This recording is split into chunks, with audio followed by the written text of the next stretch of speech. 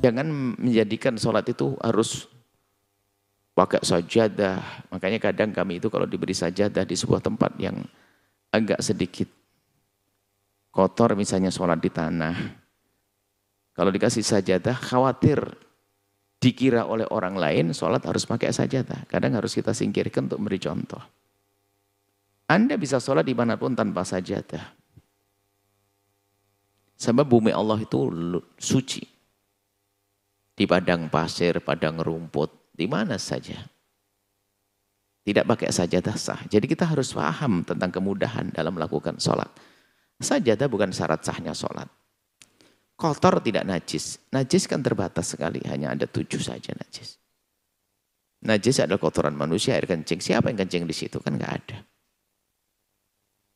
Jadi di sawah, lumpur tidak najis kok. Jangan gara-gara di sawah nggak ada tempat sholat yang lalu tidak sholat. Anda dapatkan 50 keutamaan. 50 derajat diangkat derajatnya. 50 diikuti malaikat. Maka sholatlah di sawah. Sholatlah di perjalanan biarpun tidak ada masjid misalnya, asalkan tempat itu tempat umum yang diizinkan, bukan menggosok tempatnya orang. Kalau tempatnya orang minta izin, ya bisa di mana saja.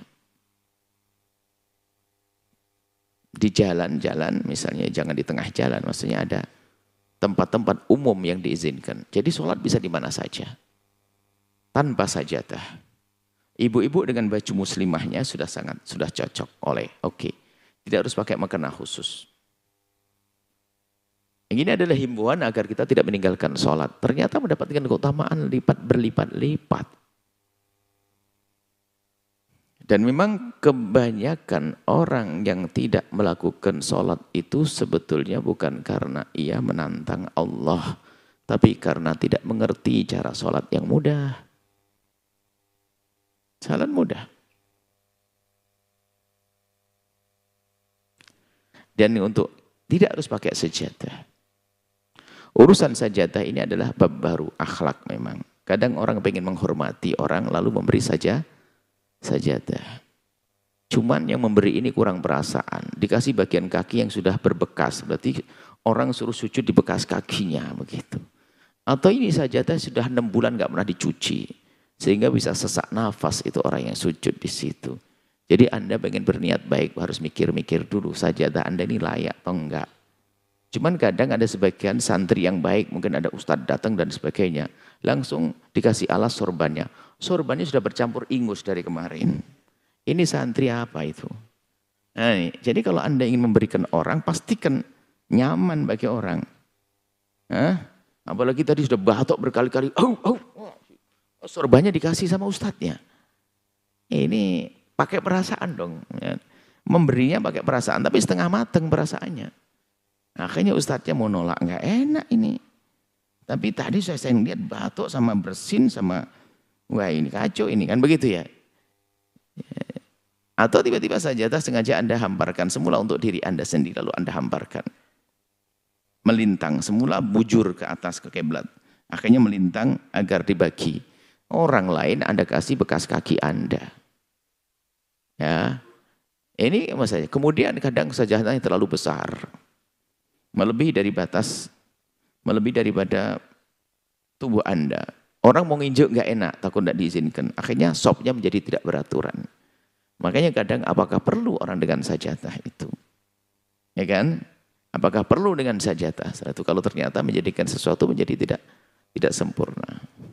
Apakah mungkin sajadah hanya mungkin karena takut bawah kotor, tanah, takut kesedot debu dan sebagainya. Ya mungkin hanya sebatas untuk wajah dan kakinya saja, untuk hidung. Kalau kaki takut dingin dan sebagainya. Maksud kami ini adalah bahan pertimbangan. Kalau Anda ingin, suatu ketika ada santri memberikan sorbannya kepada satu ustadz. Tak bilang tarik, ambil semuanya. Sudah sorbannya kucel begitu, tidak tahu berapa tahun tidak kau cuci itu. Akhirnya ustadznya dikasih suruh sujud di sorbannya yang 1 tahun nggak pernah dicuci. Ini adalah maksud baik tapi salah caranya. Baik, makanya. Jadi sholat tidak harus pakai sajadah. Cuman kadang tempat itu terlihat tidak nyaman, mungkin aroma atau kotor atau takut debu kesedot dan sebagainya. Kalau sujud kan khusyuk. Ya mungkin dikasih sesuatu alas kayak atau tisu dan sebagainya. Yang penting hidung kita tidak nyedot tanah. Yang perlu kami mantapkan di sini, sholat tidak harus pakai sejadah. Baik. Apalagi sejadahnya bergambar-gambar malah makruh nanti. Gambar boneka, gambar macam-macam gitu. Burung atau apa. Akhirnya sambil berkhayal nengkreng burung ini apaan. Burung apa itu ya? Ya ada kelihatan kepalanya, dok matanya, dok pinter yang lukisnya ya. Kok bisa? Wah, ada macam-macam. Mas khusyuk. Sehingga waktu ada gambar Nabi menyingkirkannya. Dalam hal ini juga kami himbau kalau Anda buat tulisan di baju Anda, tolong jangan di pundak Anda. Kalau ternyata Anda letakkan di pundak, tolong jangan dibawa dalam sholat. Karena ganggu orang di belakang Anda.